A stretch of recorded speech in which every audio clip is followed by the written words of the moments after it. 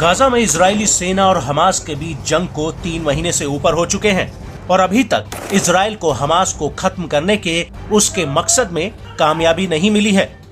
और इसका सबसे बड़ा कारण है हमास की वो तैयारी और उसकी मिलिट्री क्षमता, जिसकी वजह से हमास के लड़ाके आईडीएफ को कभी घात लगाकर तो कभी उसके टैंकों को उड़ाकर बार बार दहला रहे हैं।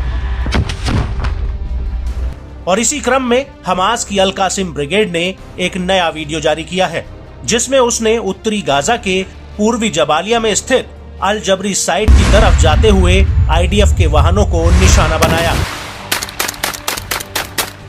वीडियो के शुरू में 2 लड़ाके रॉकेट लॉन्चर्स को अपने कंधों पर उठाए झाड़ियों से बाहर निकलते हैं और सामने जैसे ही इजरायली सेना की एक गाड़ी आती हुई दिखाई देती है तो उनमें से एक लड़ाका उस गाड़ी पर फायर कर उसे उड़ा देता है।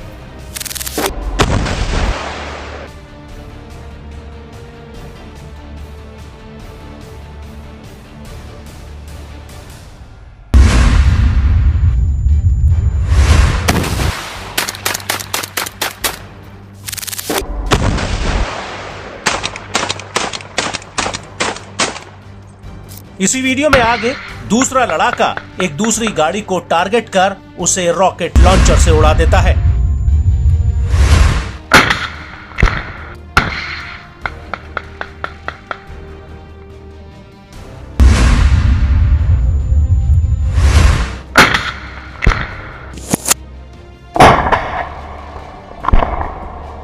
वहीं हमास की सैन्य शाखा अल कुद्स के लड़ाकों ने भी एक वीडियो जारी किया है, जिसमें एक बिल्डिंग के पास एक इजरायली सैनिक खड़ा दिखाई देता है